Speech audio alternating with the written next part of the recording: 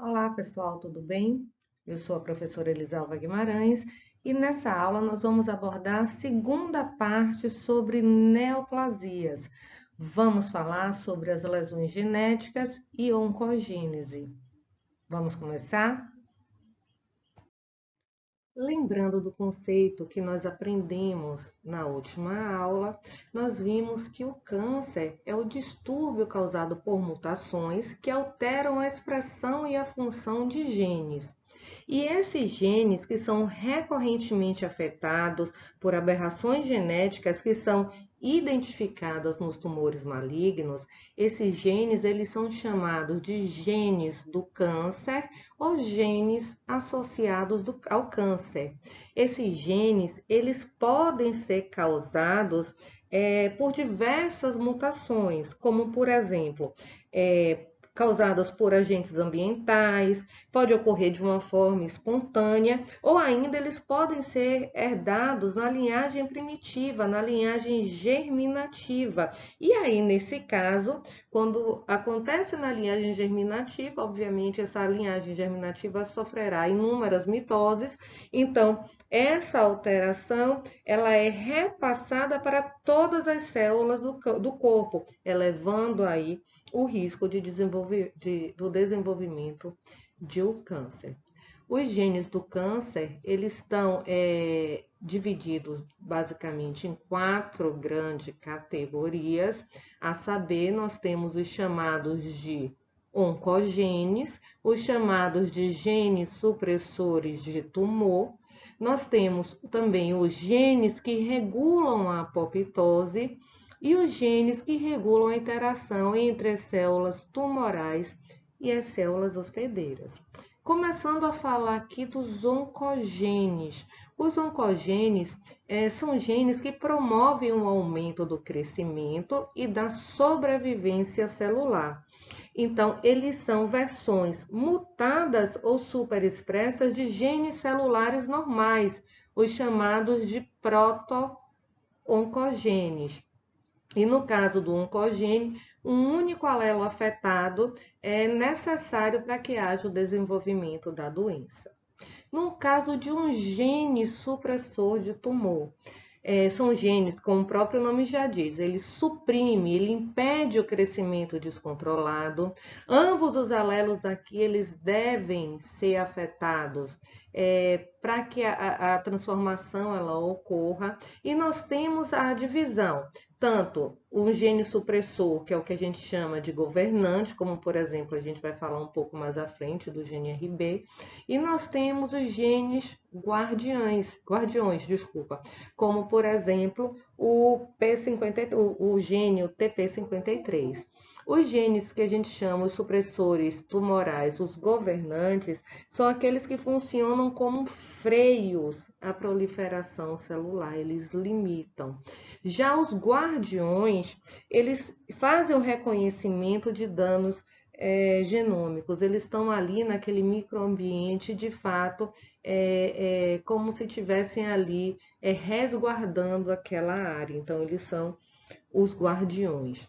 Os mais importantes, vamos dizer assim, os que mais participam desse processo do desenvolvimento do câncer são os oncogênios. Obviamente, a gente tem uma ativação de um oncogênio e a gente tem uma inibição do gene supressor de tumor, para que o câncer ele ganhe, na verdade, para que o câncer ele se desenvolva. Mas, além dessas duas categorias, nós temos a categoria dos genes que regulam a apoptose, que são genes que protegem contra a apoptose, estão super expressos nas células cancerosas. E aqui a gente faz um destaque para os genes que, por exemplo, que regulam a atividade do BCL2, do BCL-XL, do MCL1, também um importante gene, que nós também vamos falar mais à frente, e os genes também que regulam a interação entre as células tumorais e hospedeiras. São genes que aumentam ou inibem o reconhecimento das células tumorais pelo sistema imunológico. Esse slide ele resume o que a gente acabou de falar. se há uma mutação ou o que nós chamamos de modificação epigenética, lembrando que modificação epigenética são alterações aí que são reversíveis, que são hereditárias na expressão gênica, mas que ocorrem sem mutação. Então aí você tem aí vários processos, como por exemplo, metilação do DNA, modificações pós-translacionais em estonas, que também a gente vai falar um pouco mais à frente na aula. Então, se a gente tem aqui essa modificação epigenética, uma mutação que vai alterar a expressão gênica, então nós podemos observar nesses casos ou uma ativação do oncogene ou uma inibição dos genes supressores de tumor, falando daquelas duas principais categorias. Tá? Então, se a gente tem esses dois fenômenos, nós teremos como resultado uma expressão de produtos gênicos aí também alterados, o que vai gerar uma proliferação exacerbada e o que gera o que nós chamamos de neoplasias. Antes da gente falar sobre carcinogênese e falar sobre as alterações genéticas, a gente precisa entender dois conceitos fundamentais, que são mutações condutoras e mutações passageiras. Inclusive aqui eu fiz um destaque para a mutação condutora, porque a mutação condutora é ela que é a patogênica, é ela que contribui diretamente para a progressão e para o desenvolvimento do câncer. Geralmente essas aqui elas são adquiridas, mas elas também podem ser herdadas.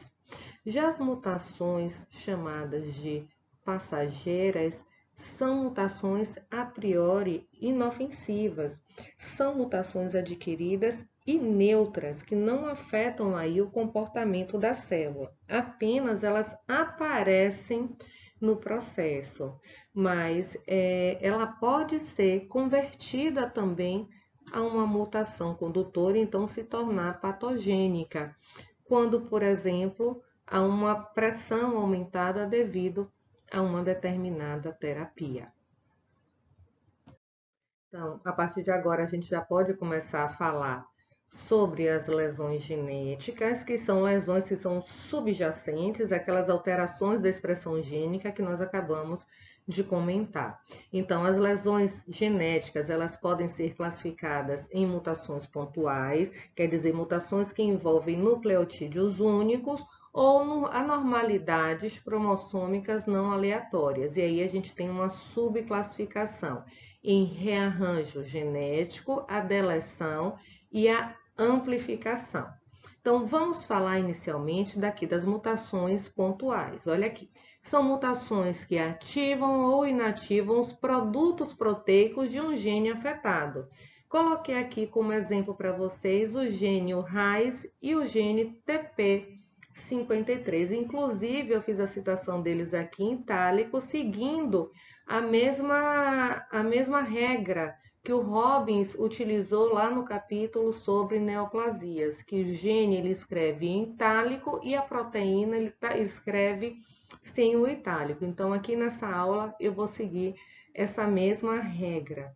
Então, o gene RAS, por exemplo, é um importante oncogene. Por quê?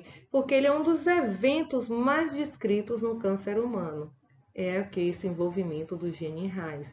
Então, se ele é um oncogene, ele ativa os produtos proteicos. Isso ele faz com ganho de função. O contrário faz o TP53, inativando, desativando, reduzindo aí a função. Então, o TP53 é um gene supressor de tumor. Então, ele funciona com perda de função. As anormalidades cromossômicas não aleatórias, os rearranjos genéticos, a deleção, a amplificação, nós vamos falar nos próximos slides. Começando aqui a falar sobre o rearranjo genético. Então, esse rearranjo ele pode ser causado tanto por translocação ou por inversão cromossômica. Isso acontece muito em casos de neoplasias de células hematopoéticas e de células mesenquimais, como nas leucemias, nos linfomas. No caso do rearranjo genético, nós vamos observar tanto uma superexpressão de proto-oncogenes, removendo os seus elementos regulatórios, ou ainda um rearranjo de genes oncogênicos que criam genes de fusão que codificam novas proteínas quiméricas. Esse aqui é um exemplo que nós vamos falar um pouco lá na frente, quando a gente citar a parte de carcinogênese, a parte dos genes do ABL. Um outro exemplo, então isso aqui, como eu já falei, quando a gente citar lá sobre o gene híbrido, o ABL aqui, o BCR, a gente vai falar sobre esse exemplo de translocação. Aqui é um outro exemplo de translocação que acontece no linfoma de Burkitt. Nós temos aqui representado o cromossomo 8 e também o cromossomo 14. Observe que há uma translocação do oncogene MYC com esse gene aqui da imunoglobulina, o IG. E aí, quando existe essa translocação, esse oncogene MYC faz com que ele fique aumentado e, portanto, ele vai codificar também uma proteína MYC aumentada. Então, gerando o que? A expressão, vamos lembrar que o MYC é um importante fator de transcrição. Então, ele vai gerar a expressão aumentada de genes também pró-crescimento. Isso aqui, novamente, é o que acontece no linfoma de Burkitt. Quando a gente fala em deleção, a gente fala em perda de regiões específicas nos cromossomos, que podem resultar na perda de determinados genes de supressão de tumor. Como, por exemplo, as deleções no sítio do cromossomo 13q14 do gene RB vai causar o retinoblastoma. Então, isso também nós vamos falar lá na parte de carcinogênesis, um pouco mais sobre essas deleções. Nós temos ainda a amplificação dos genes. Os proto-oncogenes podem ser convertidos em oncogenes por amplificação, com consequente hiperexpressão e hiperatividade de outras proteínas normais. Então, nesse caso, gente, quando o gene é amplificado, se é gerado também alguns sinais que podem ser observados à microscopia, como, por exemplo, os chamados de double minutes, que são os cromossomos duplos diminutos, ou ainda aparecem à microscopia regiões coradas homogeneamente, que é resultado dessas inserções de genes amplificados. Como a gente pode observar aqui nesse desenho esquemático, então, novamente, aqui a área do gene MYC, observem que aconteceu aí várias inserções, gerando o quê? Uma amplificação dessa área, então, essa área se torna homogênea, então, é isso que a gente consegue visualizar microscopicamente, e ao mesmo tempo que são gerados também os cromossomos duplos diminutos. Bom, a gente não pode esquecer também em falar sobre as aneuploidias. Aneuploidias é qualquer alteração quando a gente fala em número de cromossomo. E são alterações, obviamente, que moldam a progressão e o desenvolvimento do tumor, aumentando a dose de oncogene e reduzindo a atividade de genes supressores de tumor. Muito comum nos cânceres descritos há mais de 100 anos. Outra questão que tem sido descrita, na verdade, é uma descrição mais atual, é a presença do que nós chamamos de microRNAs e câncer. Os microRNAs, gente, são RNAs de cadeia simples. E o detalhe, eles não são codificadores. Mas para se ele não estar codificando, o que é que eles fazem? O que é que eles fazem? Eles funcionam como reguladores negativos de genes. Então, eles inibem a expressão gênica pós-transcrição, reprimindo assim a tradução, em alguns casos por meio da clivagem do RNA mensageiro, como a gente pode visualizar aqui nesse desenho esquemático. Então, como exemplo disso seria a desregulação de microRNAs que ocasiona a expressão dos oncogenes, o RAS e o MYC em tumores pulmonares.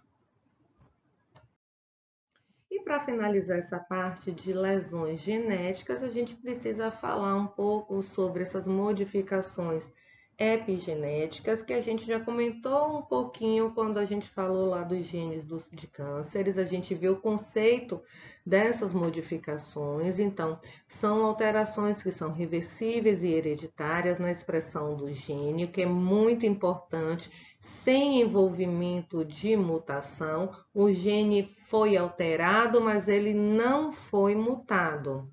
Neste caso, modificações pós-translacionais em histonas e metilação do DNA são eles que vão alterar a expressão gênica. Então, exemplo, os genes supressores de tumor podem ser silenciados por uma hipermetilação das sequências promotoras. E dados também experimentais em vivo, dados em camundongos, demonstram que a hipometilação ela causa instabilidade cromossômica. Então, se você tem um silenciamento do gene supressor de tumor, isso gera o câncer. Você tem aí um aumento do crescimento, pode ter um aumento da proliferação. E a mesma coisa, a instabilidade cromossômica também pode gerar um tumor.